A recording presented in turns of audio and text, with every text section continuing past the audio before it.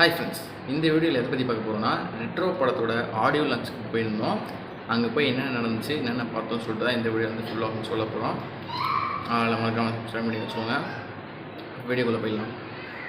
Friend கிளம்பி இங்கே என் வீட்டுக்கு வந்துட்டதுக்கப்புறம் இங்கேருந்து அரும்பாக்கம் ஸ்டேஷன் பக்கத்தில் தான் இருக்குது. அங்கே போய்ட்டு அங்கேருந்து மெட்ரோ பிடிச்சி அங்கேருந்து சென்ட்ரல் போயிடும். சென்ட்ரல்லேருந்து எப்படி போகலான்னு பார்க்கும்போது சரி ஆட்டோவில் வந்து 50 ரூபா சொன்னாங்க. அவரும் 50 ரூபா பிடிச்சி போயிட்டோம். போனதுக்கப்புறம் என்னாச்சுன்னா அங்கே செம்ம கூட்டமாக இருந்துச்சு.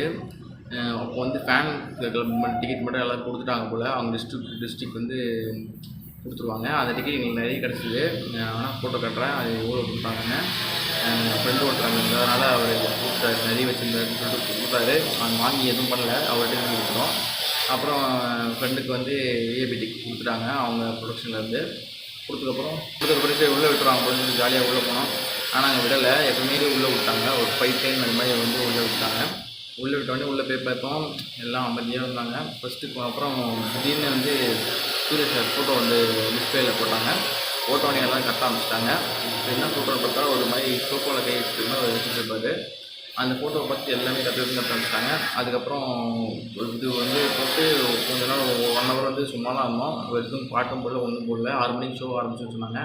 ஆனால் 6 மணிக்கு ஆரம்பிக்கலை. ரொம்ப லேட் ஆகிடுச்சு. ஒரு 6:30 ஒரு 40 ரேஞ்சில் தான் வந்து ஸ்டார்ட் பண்ணாங்க. 6:15க்கு அப்புறம் தான் அந்த சாங் போட ஆரம்பித்தாங்க. போட்டாங்க. அது எல்லாம் கேட்டுட்டு இருந்தேன். எல்லாம் டார்ச் லைட் அடித்து வைப் பண்ணிகிட்டு இருந்தாங்க. அதுக்கப்புறம் ஒருத்தராக வர ஆரம்பித்தாங்க. ஃபஸ்ட்டு யார் வந்தாங்கன்னா, ஃபஸ்ட்டு சூர்யா சாரோட வீட்டிலேருந்து வந்துட்டாங்க. அவங்க அக்கா, அவங்க அம்மா, அவங்க அப்பாலாம் வந்துட்டாங்க. அதுக்கப்புறம் தான் ஆங்கர்லாம் வந்தாங்க. பாவனாவும் ராஜுவும் வந்து ஆங்கர் பண்ண வந்தாங்க. அதுக்கப்புறம் ஒருத்தராக வர ஆரம்பித்தாங்க. ஃபஸ்ட்டு பூஜா ஹெட்டே வந்தாங்க. பூஜா ஹெட்டை வந்தோடனே எல்லாம் கற்ற ஆரம்பிச்சிட்டாங்க. திருப்பியும் எல்லாம் கற்ற ஆரம்பிச்சிட்டோம். பயங்கரமாக கற்றுட்டு இருந்தாங்க. அதுக்கப்புறம் வந்து விராட் நாயகன் வந்தார், சந்தோஷ் நாராயண்.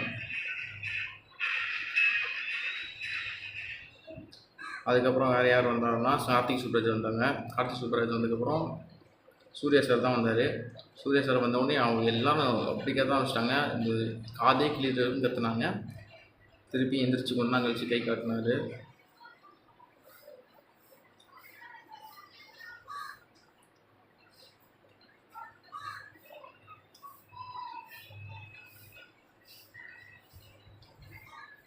அப்புறம் அந்த நீக் படத்தில் வந்து ஒரு டான்ஸ் ஆடுவாங்கல்ல, ஒரு ரோல் பண்ணியிருப்பாங்க. ஆனால் டான்ஸ்லாம் ஃபேமஸ் பண்ணாங்க. அவங்க வந்து இங்கே பர்ஃபார்ம் பண்ணாங்க. ரம்யான்னு சொன்னால் ஃபஸ்ட்டு யாருக்கும் தெரியவே இல்லை. அதுக்கப்புறம் தான் பார்த்தப்ப தான் தெரியும் இவங்க தான். அப்புறம் இவங்க பர்ஃபார்ம் பண்ணாங்க. இவங்க பர்ஃபார்ம் பண்ணதுக்கப்புறம் லிரிக்ஸிஸ்ட்டு வந்து அவங்க ஸ்பீச் கொடுக்க ஆரம்பித்தாங்க. ஒருத்தர் நிறைய பேர் கொடுத்தாங்க. நான் இவங்க ஃபுட்டேஜ் மட்டும் தான் எடுத்தேன். விவேக் சார் வந்து ஒரு ஸ்பீச் கொடுத்தாரு படத்தை பற்றி. அதை சக்ஸஸ் மீட்டில் நான் சொல்லிக்கிறேன் அப்படின்னு சொல்லிட்டு அவர் கொஞ்சம் பேசிட்டு விட்டார். அதுக்கப்புறம் நாசர் சார் வந்து பேசினார். அவரும் கொஞ்சம் இது சொல்லிவிட்டு படம் பேசணும், நம்ம பேசக்கூடாதுன்னு சொல்லிட்டு கார்த்திக் சுப்ராஜ் சாரோட டைலாக் சொல்லிவிட்டு அவரும் கொஞ்ச நேரம் பேசிட்டு இறங்கிட்டார். அதுக்கப்புறம் அல்ஃபோன்ஸ் புத்திரன், இவர் யாருன்னா பிரேமம் படத்தை டைரக்ட் பண்ணவர். நிறைய பேர் தெரிஞ்சிருக்கும். இவங்க வந்து கலைஞர் டிவியில் கார்த்திக் சுப்ராஜ் இவங்க அப்பயே இவர் தான் எடிட்டராக இருந்திருப்பார். அவருக்கு ஷார்ட் ஃபிலிம் எடுக்கும்போதே அப்போதுலேருந்து இவங்க ரொம்ப க்ளோஸ் ஃப்ரெண்ட்ஸ் தான். அவங்க அந்த ஸ்டோரிலாம் இப்போ சொன்னாங்க. அப்புறம் இவர் தான் இதோட படத்தோட ட்ரெய்லர் கட் பண்ணாங்க. இது அன்றைக்கி 7 மணிக்கே ட்ரெய்லர் ரிலீஸ் பண்ணாங்க. ட்ரெய்லர் வந்து நாங்கள் ஆடியோ லான்ச்சில் தான் பார்த்தோம். இந்த மாதிரி ட்ரெய்லர் செம்மையாக இருந்துச்சு அங்கே பார்க்குறதுக்கே. அதுக்கப்புறம் கனிமா சாங்குக்கு வந்து மாஸ்டரே வந்து டான்ஸ் பர்ஃபார்மன்ஸ் பண்ணார். அதில் வந்து என்ன ஸ்பெஷல்னால், இந்த இதில் வந்து லாஸ்ட்டாக ஃபைனலில் வந்து சந்தோஷ் நாராயணன் வந்து டான்ஸ் ஆடியிருப்பார். அந்த ஃபுட்டேஜ் நான் போடுறேன், நீங்களும் பாருங்கள். லாஸ்ட்டில் வந்து சந்தோஷ் நாராயணன் டான்ஸ் ஆடுவார் கூட வந்து. நான் வந்து கீழே ஓடும்போது பார்த்தா சரி சூர்யா சார் தான் கூப்பிட்டு வருவார்னு நினச்சேன். எந்திரிச்சு பார்த்தா இல்லை, சந்தோஷ் நாராயணனை கூட்டிகிட்டு வந்து டான்ஸ் ஆடினார். அவரும் வந்து டான்ஸ் ஆடினார். பாட்டுக்கு சொன்னால் அவர் பாட்டுக்கு ஆடினார். அதுக்கப்புறம் சூர்யா சாரோட அப்பா வந்து பேசினார். அவங்க அப்பா பேசி முடிச்சதுக்கப்புறம் சூர்யா சாரே மேலே போய் கை கொடுத்து கீழே கூட்டிகிட்டு வந்தார் அவங்க அப்பான்னு. அப்போ வந்து பாவனா வந்து கூட காமெடியாக சொல்லியிருப்பாங்க, நான் கூப்பிட்டப்போ அவர் கை கூட கொடுக்கல, அவங்க பையன் மட்டும் கொடுக்குறாரு அப்படின்னு சொல்லிட்டு லாஸ்ட்டாக சொல்லுவாங்க. எடுக்கலை, இதுலேயே கொஞ்சம் வரும், நீங்களே பாருங்கள். அப்புறம் பூஜா ஹெட்டேவோட ஏவி போட்டாங்க, எப்படி இவங்க வந்தாங்கன்னு சொல்லிட்டு. அப்போ தலைவனை கட்டினாங்க, தளபதி விஜயை. அங்கே செம்ம சவுண்டு தளபதி விஜயை காட்டின உடனே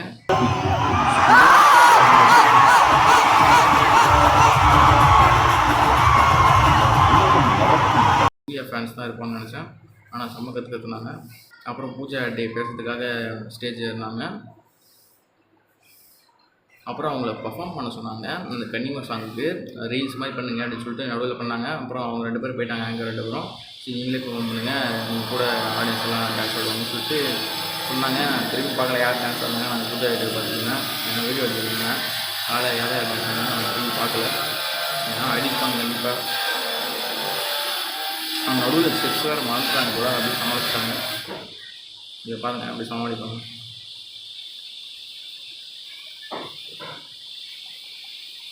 சந்தோஷ் நாராயண் வந்து அவர் திறமையை காட்ட வச்சுட்டாரு. அப்புறம் இது நான் எதிர்பார்க்கவே இல்லை. இந்த ஜோஜுன்னு சொல்லுவாங்க, நிறைய படத்தில் அவர் வந்து வில்லனாக காமிச்சிருப்பாங்க. அதுமாதிரி நிறைய படத்தில் நடிச்சிருக்காரு இவர். அவர் வந்து பாடுவார் நான் எதிர்பார்க்கவே இல்லை. அவர் வந்து செம்மையாக பாடினார். ஆனால் கொஞ்சம் லாங்குவேஜ் இது அப்பப்போ இருந்துச்சு தவிர மற்றபடி அவர் செம்மையாக தான் பாடினார். கண்ணோட போதும் கண்ணாடி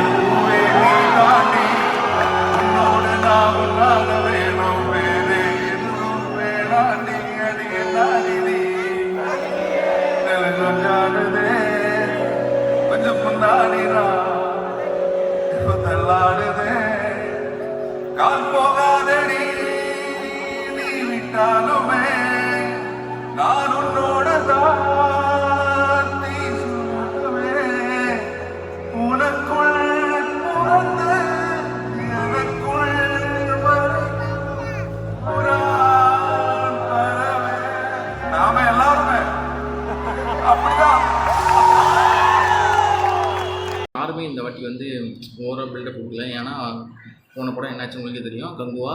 அதனால் யாருமே வந்து இந்த படம் அப்படி இந்த படம் இப்படின்னு சொல்லிட்டு யாருமே பில்டப் கொடுக்கல. இவ்வளோ கலெக்ட் பண்ணோம் அது மாதிரி எதுவுமே அவங்க வந்து சொல்லலை. ஏன்னா சுரேஷ் சொல்லி வச்சிட்டாரா என்னன்னு தெரியல. யாருமே அது மாதிரி இது மாதிரி தான் பண்ணுவோம் அது மாதிரி தான் பண்ணுவோம்னு சொல்லிட்டு எதுவுமே ஹைப்லாம் கொடுக்கல.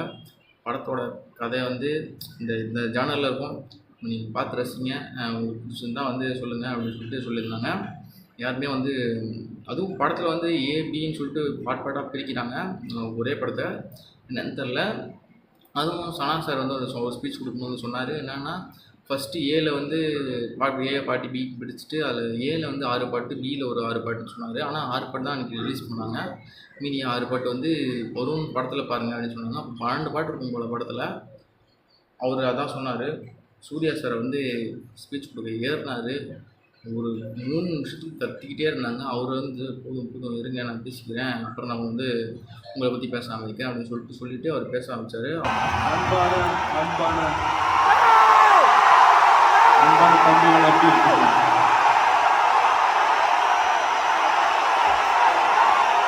முடிஞ்சிருச்சு. அவர் முடிச்சுட்டு லாஸ்ட்டில் அந்த பேனர் போனாங்க. அது எனக்கு பசிக்க ஆரம்பிச்சிச்சு. நடுவில் உங்களுக்கு ஸ்நாக்ஸே தரேன்னு சொல்லிட்டு தரவே இல்லை. அந்த ஒரு பாக்ஸ் மாதிரி தருவாங்க, அதில் ஸ்நாக்ஸ்லாம் வச்சு கொடுப்பாங்க. ஒரு ஃப்ரூட்டி, ஒரு கேக்கு, ஒரு பிஸ்கெட்டு, இது மாதிரி சாண்ட்விச்லாம் வச்சு கொடுப்பாங்க. எங்கள் பக்கத்து சீட்டை எப்போ வந்துச்சு, ஏன்னா எங்களுக்கு வரல காலி ஆகிடுச்சின்னு சொல்லிட்டாங்க. சரி நம்மளே ஏஞ்சி போய் கேட்போம்னு சொல்லிட்டு போய் கேட்கும்போதும் இல்லை காலி ஆகிடுச்சு அப்படின்னு சொல்லிட்டாங்க. ஆனால் அது செம பசி ரொம்ப. ஏன்னா டைம் ஆகிடுச்சு. இங்கே பார்த்தீங்கன்னா இதிலே நான் இந்த வீடியோ எடுக்கும்போது என்ன டைம்னா நைட்டு 11:10 ஆகிடுச்சு. முடிச்சுட்டு வெளியே வரத்துக்கு வெளியே வந்து சாப்பாடு போடுவாங்க. அதனால் டெரப்பில் முடிச்சு ஓடி போனால் அங்கே பிரியாணியே காலி ஆகிடுச்சுட்டாங்க அங்கேயும். அப்புறம் ஒரு கொஞ்சம் தேடி போய் பார்த்தா என் ஃப்ரெண்டு வந்து ஃபோன் பண்ணார். ஃப்ரெண்டோட ஃப்ரெண்டு ஃபோன் பண்ணி இது மாதிரி பிரியாணி இருக்குது பாப்பா அப்படின்னு சொல்லி கொடுத்தாரு. அங்கே போனதுக்கப்புறம் ஒரு 3 பாக்ஸ் கொடுத்தாங்க.